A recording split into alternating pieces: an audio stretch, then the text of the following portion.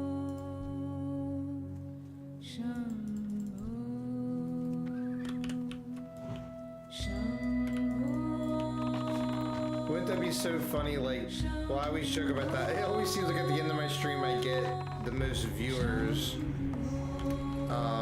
If it kept going up, I would like have to stay. I would literally go make a coffee. I haven't even drank coffee in like 2 months or a month and a half. Probably 2 months, something like that. No, definitely make a coffee or something. Really sleepy. All right, let's get this fledgling.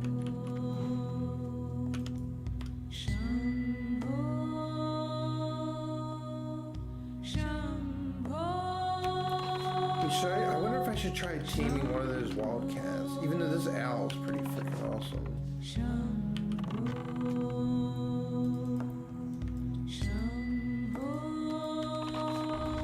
Because wait, I think I have to put the owl away. This owl, it's good though. But I've heard the cats are really good.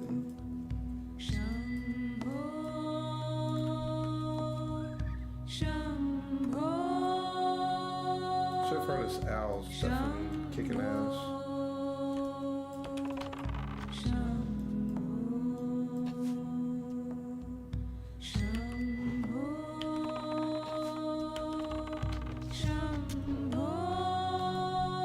It's insane how good hunters are. Really, really good.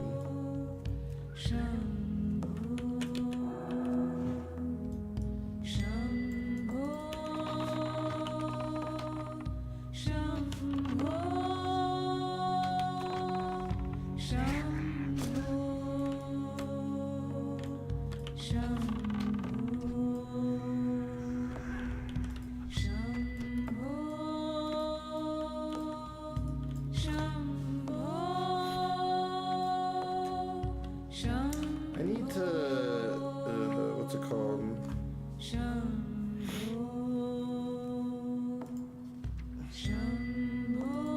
Marksmanship, auto shot.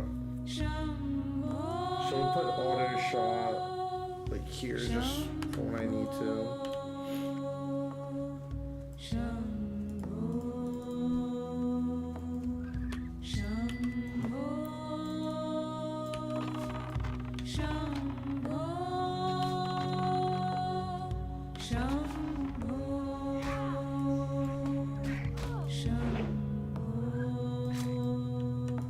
There's an example of auto shotgun.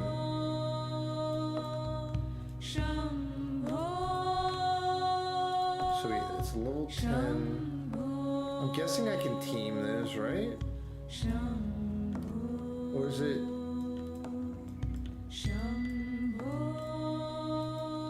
I wonder if it's dangerous to try to team something that's a higher level. Maybe I'll keep the owl for now. The owl definitely kicks ass.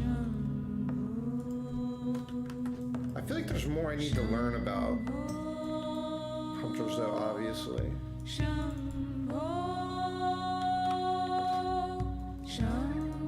Cause like I wonder if I can get it that the owl can like learn new abilities and stuff. We'll find out.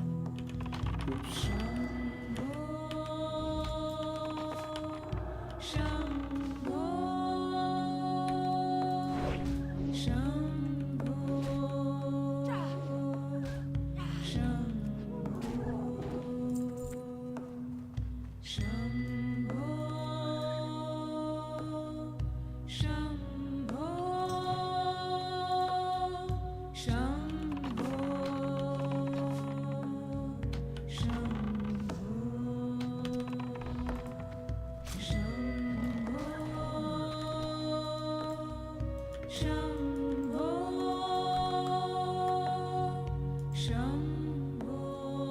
There we go. I think I can finally log off.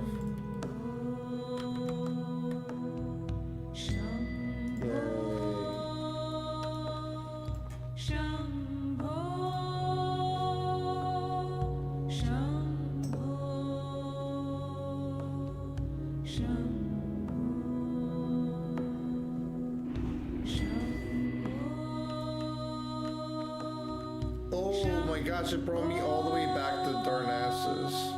Or to, what's it called? Yeah, Darnassus. Oh, that's hilarious.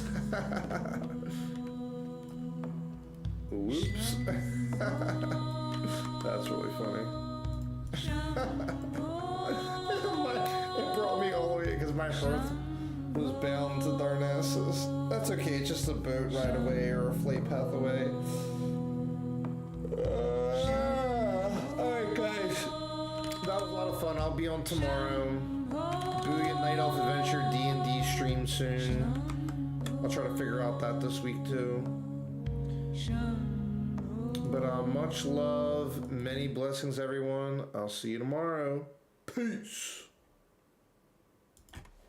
Real quick, this. And this. See ya.